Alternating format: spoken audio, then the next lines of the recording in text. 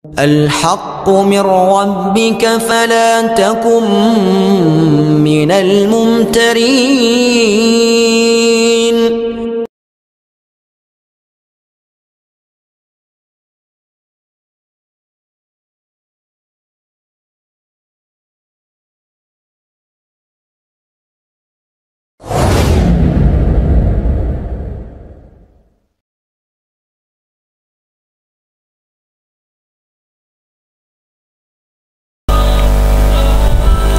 Bismillahirrahmanirrahim.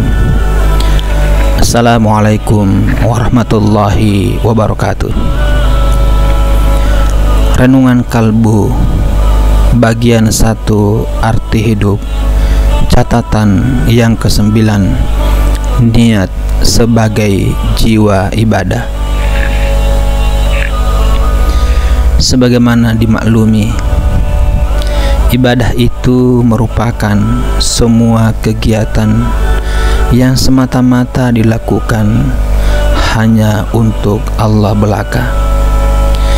Dengan perkataan lain, bila kita melaksanakan suatu pekerjaan yang serupa dengan ibadah, tetapi tanpa kesadaran atau tanpa diniatkan bahwa pekerjaan itu kita lakukan semata-mata hanya karena taat mematuhi perintah Allah atau Rasulnya, yaitu lillahi ta'ala, maka pekerjaan yang kita lakukan itu tidaklah dikategorikan sebagai pelaksanaan ibadah.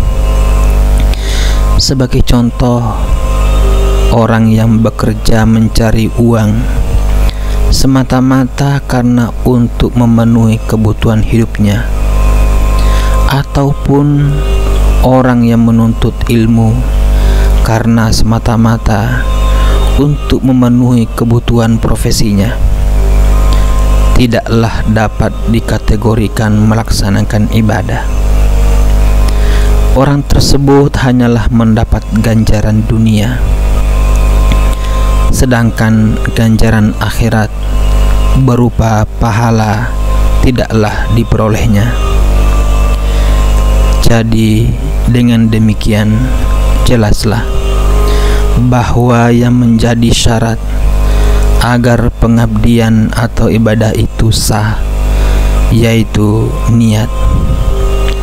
Mungkin itulah sebabnya Rasulullah SAW pernah bersabda, sesungguhnya ada orang yang secara lahiriah terlihat berbuat amal ahli surga, padahal ia ahli neraka.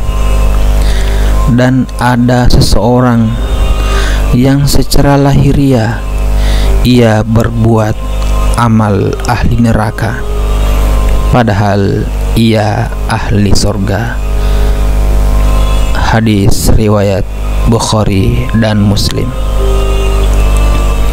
Di dalam Al-Quran, niat mengerjakan sesuatu karena Allah dinyatakan dengan berbagai ungkapan. Ada kalanya diungkapkan dengan menghendaki kehidupan akhirat, antara lain pada surah Al-Isra ayat 19,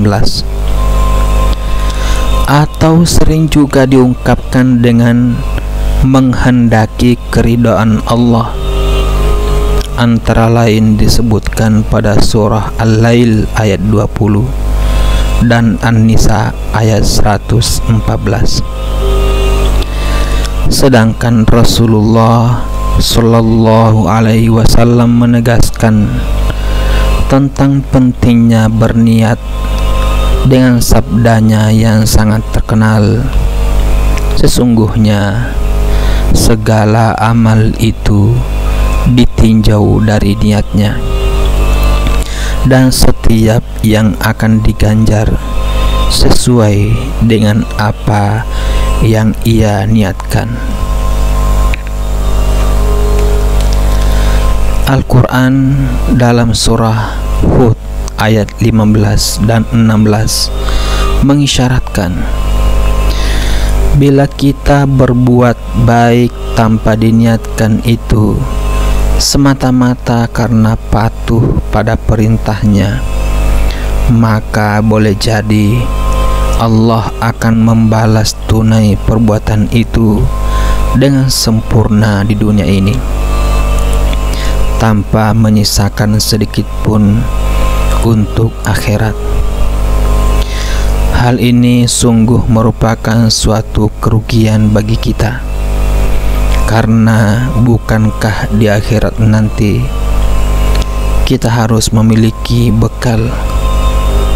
Rasulullah SAW pun pernah mengingatkan hal ini dengan sabdanya, jika engkau beramal untuk dunia, maka engkau akan mendapatkan dunia. Tetapi jika engkau beramal untuk akhirat, maka engkau akan mendapatkan akhirat dan juga dunia. Kita dikatakan beramal untuk akhirat bila melakukan suatu pekerjaan dengan penuh kesadaran bahwa apa yang kita kerjakan itu merupakan perintahnya. Dengan demikian, bekerja termasuk pekerjaan akhirat bila kita melakukannya dengan penuh kesadaran bahwa Allah memerintahkan kita untuk mencari nafkah. Tetapi bekerja termasuk pekerjaan dunia bila kita melakukannya karena semata-mata untuk demikian juga halnya seorang suami yang memberikan uang belanja kepada keluarganya. Ia mendapat pahala bila uang itu diberikan kepada istrinya semata-mata karena mematuhi perintah Allah. Apabila seorang muslim memberikan belanja kepada keluarganya semata-mata karena mematuhi Allah, maka ia mendapat pahala. Hadis riwayat Bukhari. Secara psikologis pun dapat dibuktikan bila suatu tindakan tidak didasarkan atau diniatkan lillahi ta'ala, maka sikap seperti ini akan memperkuat sifat keakuan atau ego. Bukankah egoisme itu tirai baja yang menghalangi manusia untuk melihat Tuhan? Seringkali amal yang kecil menjadi besar karena baik niatnya, dan seringkali pula amal yang besar menjadi kecil karena salah niatnya.